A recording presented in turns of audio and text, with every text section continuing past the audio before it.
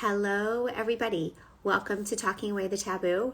I am Dr. Aimee Baron, and we are going to do a short, really concise episode tonight. I wanted to bring on a couple of different voices this week in the pre-Passover time just to hear from a couple of different people as to where they're holding, how they're getting through, how they've been managing. And, I really believe that so many of us are just, putting myself in your shoes and remembering how I felt all those years ago. I wish could have told me how I can manage it, or what I could say to people to try to help me. And I reached out to Chani literally yesterday. I think it might have been the middle of the night. My days and nights are sort of like blending into each other at this point. And I wanted to speak to Chani because she's been struggling for a long time. She's made it publicly known. She's not hiding, and she's an incredible person. And we spoke to Brian, Dan, Tamar yesterday, who are younger, who have been in their situation for a few years. Not to take away from anything that they said, but Chani is a different voice. So Chani, say hello to everybody. And Buddy? Yeti, how are you? I see you. Yeti. Yeti, who is a dear friend of both of ours. All right, Chani, give us just a tiny bit of a background, who you are, and a little bit of your story. Sure. I'm Chani Melamed, live in Denver, Colorado, originally from Brooklyn. Been married for 11 plus years, 12 years in August. So been through this 11 years. I'm not hiding any kids in the attic. I don't even think I have an attic. What about a basement? Hi. And also, there's nothing to be ashamed of. This isn't something I caused. This isn't something I did. And it's not something that any of you caused, and it's not something that any of you did. Yes. Right. Exactly. So I'm pretty vocal about this on Instagram and social media in general, just because it has become spoken about more and more, but there's just never enough. And my goal is for people to try and be as sensitive as they can to as many people as they can, because too many people say too many stupid things to the wrong people, and it's just so unnecessary. And nobody means harm. Nobody ever does, but like, they put their foot in their mouth. They're just not thinking. And I think if they're just like, if it's more in the forefront of their minds and they hear about it more often, so then they'll try and be more sensitive and not say those stupid things like that reel you did like a few hours ago, which was fantastic. And it's like, it happens. It's not like a once off. Sadly, these comments happen. Right. I mean, somebody commented like, really? I'm like, honestly, I'm creative, but I'm not that creative. And literally there are times that I get these messages and I almost wish like, somebody has to pinch me because I cannot believe they're actually true. So, okay, we're going to get to that. But from a practical standpoint, because everybody's busy and I really I want people to hear from you. It's been 11 plus years. How have you managed? Like we're not talking about any other holidays. We're not talking about the regular days of the week. Passover or Pesach specifically, for all of its themes, wanting to teach over things to your children, getting all the family together, often extended family, seeing lots of people run around, it being spring and many people who've been hiding inside or with lots of layers. Obviously we're in the northern hemisphere, but now that, they're starting to shed their layers and bumps are all around. How have you managed the last number of years around Pesach time? Okay. So Pesach so all our holidays are very kid-centric. This isn't like a Chiddush. This is a known thing. All holidays are hard, but Kal V'chomer even more Pesach time, like you said. So here's the few things that I have done. And even though, as just a disclaimer, even, hopefully everything will be fantastic and everyone's going to have an amazing Yom Tov and you can have all the things planned and something could still go wrong, but that's okay because Pesach's only 8 days. okay, it will be over. Like really Yes. soon. It comes and goes fast. You know, we prepare for so long, but it like will be over really soon. And okay. Yes. So number one, my ideal situation has always been, this is what we've always done. Anytime we've been by, especially my in-laws, which we've been by for many years, who we love, and Aimee, if somehow you're watching this, you're amazing. Okay. We stay next door. We do not stay in my in-laws' house with the Ganza Mishpacha. The whole family. The whole, and like Kanai Nahara, there's like a kabillion, and thank God, and you know, it's great. But if you are able to, if you were planning to be like with everybody, if you're able to stay someplace else, have that buffer zone, do that. I think that is super duper important. Yep. Number two, have something special that you have set for the Seder. Make the Seder exciting for you. So now if that is like a new outfit that you're like excited to put on for the Seder, if that is what I did last year, actually, because I was not looking forward to the Seder. I bought a beautiful kos. I bought it for everybody because I'm like, okay, it's gonna be really weird if I'm the only one with this like new kos. I actually sent Abby Wolin my mother-in-law's dishes, and I had her match the dishes for everybody who's going to be by that Seder. So I got everybody special kosos because like Kosos are cups. Keep going. Cups. Yeah. Sorry. Yeah. No, it's okay. I'm doing it. You talk, I'll translate. Yeah. Keep going. And I was like so excited for the Seder to drink from these cups, as like maybe it seemed so silly, but it was like so exciting. Also, have if you can have like somebody that you're close to by the meal, ideal, even not your husband per se, like if there's a sister-in-law, a sister, somebody that you're like close with, that you talk about these things with, as like a buffer for you, that if like something goes wrong, you have that person and you could communicate in advance, like have that like signal or word or something that you could be like, okay, you know, you say that and you got each other. Also, something awesome that my in-laws do, if I'm like saying too much, feel free to stop me. No. Keep going. I'm putting together a post probably for tomorrow or the next day with a bunch of these suggestions. So I'm furiously writing as you're talking. So keep going. If I'm talking too fast, apparently I talk really fast. Okay. You're good. For me, you're good, but don't worry. So that's why it gets recorded. So you can go back. Amazing. One of the things that we do by my in-laws, actually, that, I mean, I'm sure they've been doing for years, maybe other people do this, and if they don't, maybe you could implement it for your Seder. All the families kind of do their own Seder.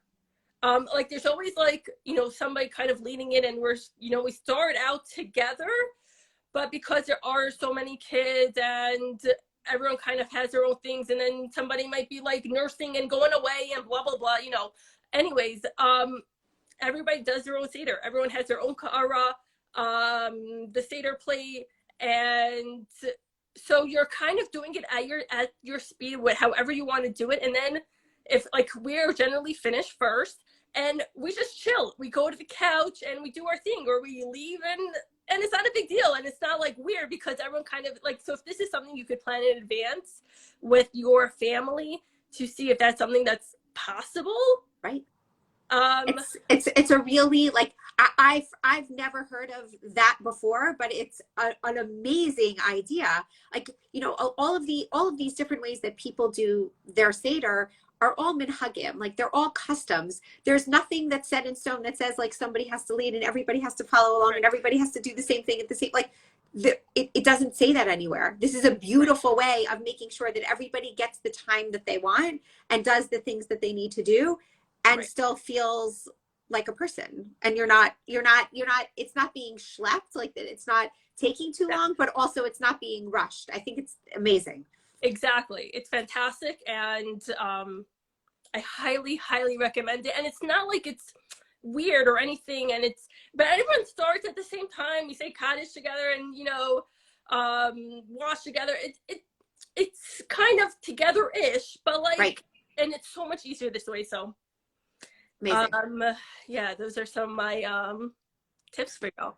Okay, so question two, how do you know, when you know that there are people in your family, and many of you know this beforehand, but I'm speaking to you, Chani, when you know there are people in your family who are expecting or who do have young babies, how do you handle that? And how do you want them also to handle you? Okay, so how for them to handle you is, to me, very easy. There's nothing should have changed. This is, you are you and I am me, and don't treat me any differently just because you're a prego. Like, I don't want to be treated differently. Like, I hate that as much as, like, the same way, like, I would never want my mother-in-law make something special just for me, just because, like, I'm a crazy person. Like, if I go to somebody as I'm a guest, like, don't make me feel like special and even as I'm a guest, don't do anything different. Also, like, I am so, and I'm sure many others, probably everybody, nobody wants somebody else to be going through what we are going through. So we are thrilled for you. We wish we were also pregnant, 1,000,000%. That doesn't take away from our happiness for you, though. It's two separate things. We could be sad and we could be happy for you. We could do two things at once. We're very talented. How to handle it. Like, don't focus on it.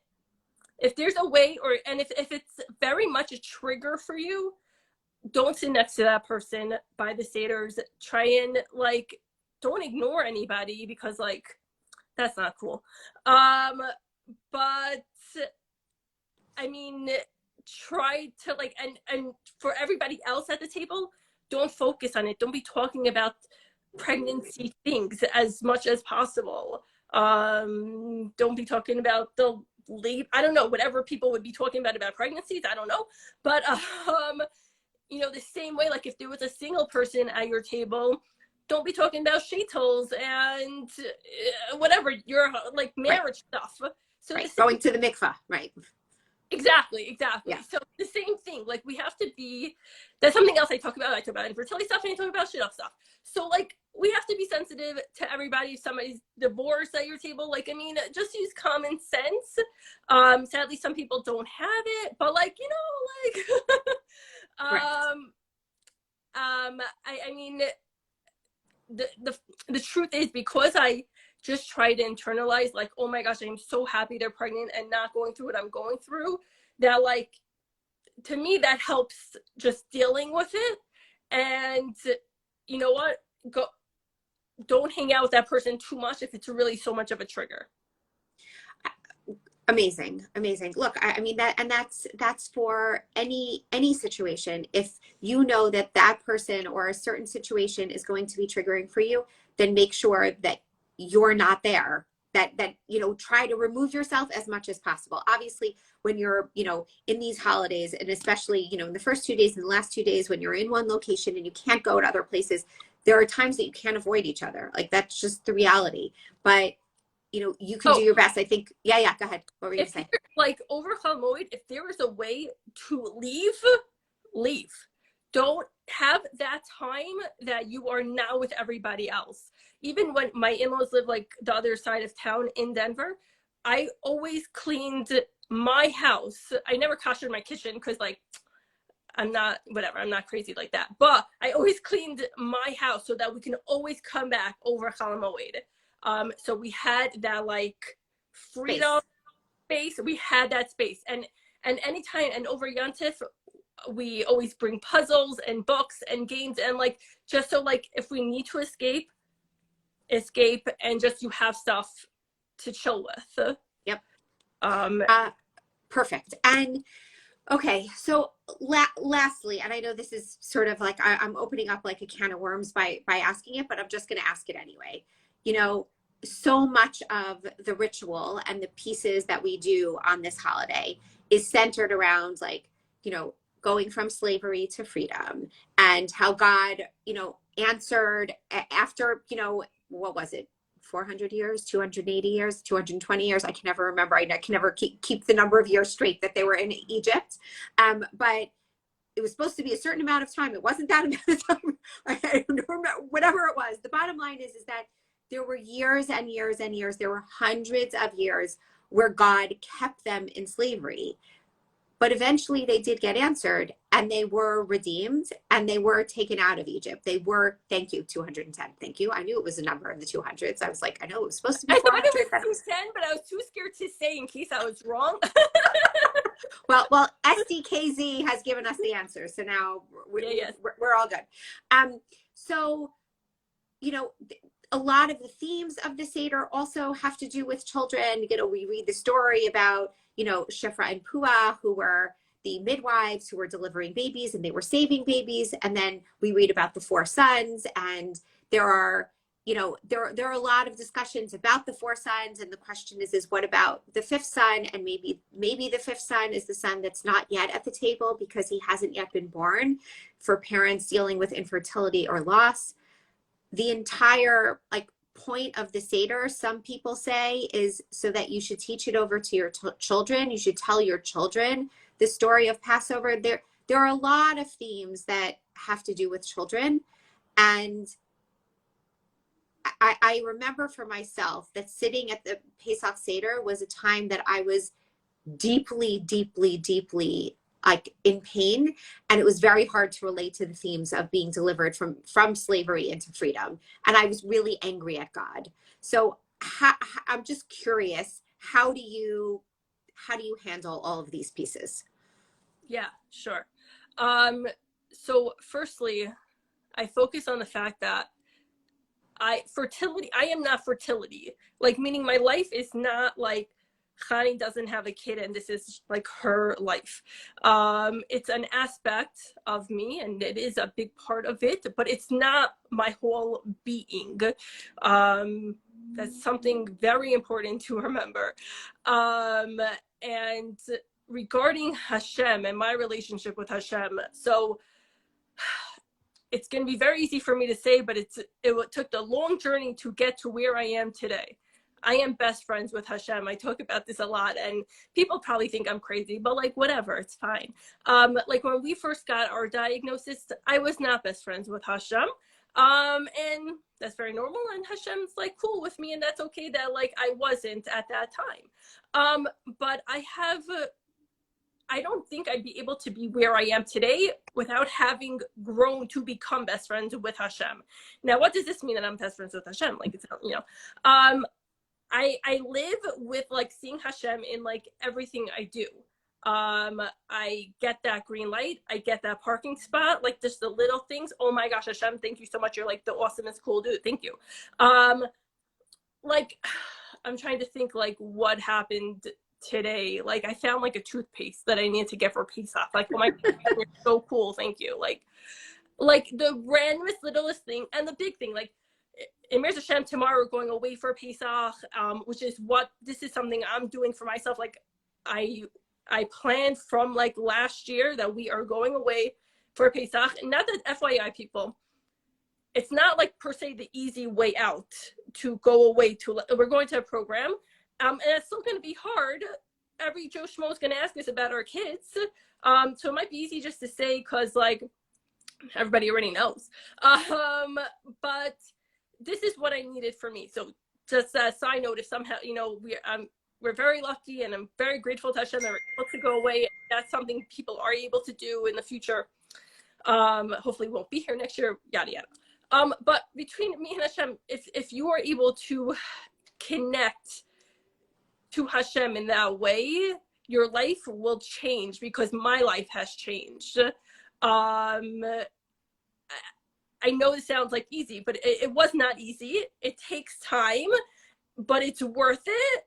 And to develop that, and the way I did it was literally seeing Hashem in everything. And it makes me feel so much better, because how icky is it to be walking around with this burden on me that firstly that I didn't cause, and the only person who could alleviate it is him, capital H. And so it's just it's a relief. Just I put everything, everything and anything, it's on Hashem. and everything amazing is also on Hashem, good, bad, ugly, you know. And this is what I do, and it's the way I've been living my life the past couple of years. And it's really it's really fantastic. And I wish it for you all, if this is something that you can do and work on, you know, I highly recommend it. Yeah, look, I think that I think that people can really relate to this idea of giving up. I shouldn't say giving up, but more sort of giving over the like the pieces that are the things that are happening in your life, and giving that over and saying, it's you. And I've worked on it, and what all the good and all the bad and all the green lights and all the other things, like there's a lot of power in giving it over to him. I also very much want to hold space for the people, and even for you, because in the years prior to this, where you were not able to access those feelings and not able to connect in that way, I want to hold space for the people who are not there yet, and maybe will not ever be there. Totally. Because that is a very valid space to be. It is a recognized space to be. It is okay for you to be there, and to be angry, and to be upset, and to be in pain, and to be disappointed, and to have all of those. You're not like this is normal. If you weren't upset and angry, like, I don't know, maybe see somebody, because like you should be, like, that's normal. No, I've just been doing this for 11 years and I've been like, you know, whatever, but be upset. Right. And I love you. Yes. I think that's the reason why I wanted to bring you on. I mean, I wanted to bring you on for a number of reasons, but I think that there is a tremendous power in what Chani is saying, and what we talk about so much on here. You have to sit, and you have to live, and you have to be with your pain. You have to acknowledge it. You have to talk to it. You have to sit with it. You have to yell at it. You have to do all the things. Right. In order to be able to even to let it go slightly, because letting it go doesn't necessarily mean, as unfortunately in Chani's case, she still doesn't have a baby. And I'm going to use the word yet, because I'm a person that always hopes, and I always like to give a little bit of a morsel of something. And so she doesn't have a baby yet, and none of us know when that baby is coming. And so she has spent time, it's been almost 12 years, as you were saying. Yep. She has spent time working through these feelings and working through this difficulty. And she is now at a place, now, almost 12 years later, where she can sit and talk to you about how Hashem is her best friend, how God is her best friend. But if she and I were having this discussion X number of years ago, the answer would have been totally different. Totally different. And you know, it could be also like, maybe it could be that I got married at 26, in the ripe old age of 26. Versus some people who maybe have gotten married at 19, 20, and you know, my journey now, I'm 38, so somebody who has gone through still, you know, would be only 30, 31.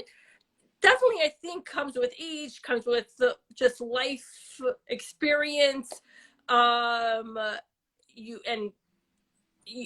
I think that does make a difference too. I think, and not to say like a 25-year-old can't be in the same place. Of course not. Of course not. Totally not. But I do think these things take time, and it's okay. And if this, you know, if the Seder means nothing to you and reading it is just like reading words, let it just be your reading words. Who cares? Totally. It's all good. Hashem loves you anyways. Don't worry about it. Totally. Okay. Look, I really just, you have a tremendous amount of wisdom and a tremendous amount of fortitude and really encouragement and strength for people, because you have been in this, you know, you've been in these waters for a long time, and people look to someone like you to say, like, how can I live in my own Dalit Amos? How can I've just been just, and we never use just, but I'm using it now purposely. How can I've just been dealing with this for X number of months or X number of years. It's not this long. And here Chani is. She's been through the gamut of the emotions, the range from one side to the other. And here she is, and she's telling you, she's smiling. She's looking forward to Pesach, and there is a space for the pain. There is a space for the grief, but she's in a different space now where she can sort of see it and it's there, but she can also focus on something different as well. We're going to do this one last question and then we're going to end. Can you give, like Brian D is asking here, practical ways to build a connection? Give us like one or two practical ways that have worked for you in the last few years as your mindset has shifted in terms of your relationship with God. Okay, first, I don't know who somehow I manages, but I love you back. Okay. And I love you too. Okay, number one, again, seeing Hashem in everything, even the things that are seem so natural, which again, FYI, I was talking about this a few days ago in my Insta stories, like people, I mean, we know this like as an obvious thing that like somebody who's married for 9 months and has a baby, okay, like people think that that's so normal and natural, but it is not. Obviously, we know this, right? So the same way how seeing that miraculous thing, how others see it natural, the same way how like a tree grows, and like the fact that like this is so random. I have a swing on my tree. This swing that like hangs on my tree and the branch does not break when like 1 million people sit on it. I'm pretty sure it's miraculous. The fact that we are going on a plane and the plane magically stays in the air. I don't care what mechanism is in that plane. Somehow it makes no sense to me. A fax machine. I'm telling you, it blows my mind. A fax machine. I don't get it. Like, it's crazy. The fact that I could speak to you and I'm like 2 hours behind you. It's insane. So, okay, I literally see Hashem in everything. And literally you make that green light. You're able to like, you have money in your wallet to pay for the groceries. Yes, you're contributing to this, but this is all Hashem giving you what you need and what you have. Again, easy for me to say. Yes, it took like a long time, but this is how I develop relationships with Hashem, and it's what's worked for me. I'm sure there's like some big rabbis out there or some speakers who can probably give better advice, but I'm just like a Joe Schmo, and like no, but the reason why you and I are doing this and the reason why I asked you to be here is because it's not that I'm not interested in big rabbis, and it's not that I'm not interested in inspirational speakers, but what I'm interested in for this community is I'm interested in people who know what this pain feels like and who can speak to it, and you can. And so yeah. And by the way, even though, yes, I'm best friends with Hashem, I still get upset at Hashem in the same way, like you fight with your husband and you fight with your parents, but you love them so much, right? Like it doesn't take away that love at all. So just know that. And the truth is, if you didn't fight with these people or get angry at them, that means you don't have a relationship with them. You only get angry at somebody who you have a relationship with. So like, be so happy that you're angry with Hashem, because that means you have a relationship already that you maybe you don't even have, but you do. So you're correct. Here. You can't get angry at something that you don't care about. It's impossible. It's impossible. The only reason why anger exists is because it's something that's deeply important to you. And so if you're getting angry at God, it means that God is a deeply important person or thing or being or has a deeply important place in your life. And so the anger comes out of love, because you only get angry at things and people that you really wanted or you have this connection to. It's impossible to do it otherwise. Yeah. And I don't know if you're going to ask me this at all, but I just want to like give it as like because it's something that drives me nuts, and I'm sure it might drive other people nuts. As just an advice for somebody who will be with other people who are going through infertility. Please, they are not your babysitter. Just because they don't have kids does not mean that they have to watch your kids. And just like you want a nap, they also want a nap. And also, like, cleaning the table or setting the table, like, you could still set the table and your kids can run around, and like, they don't have to be doing everything. You can help out too. Yes. It's yes. Yes. Yes. I'm sorry. I'm not sure if that was clear. Let me just say it one more time. Yeah. Yes. Yeah. I just find this really important for people to know, just in case like they didn't happen. Also, if you're pregnant, unless you're like momish on bed rest, and this is something my mother always said, just because you're preggo, it doesn't mean you're like an invalid or something. Like, granted, I've never been there, and like, I'm sure like you might be very uncomfortable. But like, if you're capable, like, you can get up too and help too. I'm just putting that out there. Just saying. Thank you. And for all the people out there, they're all thanking. Yes, Alea is saying, we aren't your help, right? They're not the help. They're not the help. Exactly. Yes. Feel free to hire a cleaning lady or a babysitter. Like, I mean, go for it. But Exactly. But just because people don't have children or don't have the same number of children that you do, they're not your token babysitter, housekeeper, cook, etc. They're just not. They're just not. And I think we're going to end with that. Look, this was meant to be a very short but practical way of just, giving over some tips and some suggestions, giving chizuk to people. Chani, I'm incredibly grateful. Thank you so much. My pleasure. Thank you so much for the call. This is like the least I can do. And if anybody like wants to message me anything, feel free anytime. I'm here for you. And have a very safe trip and a chag kasher v'sameach. Thank you so Enjoy. much. Sameach to you too, and everybody on here. Okay, guys. Have a good night. Bye. Bye-bye.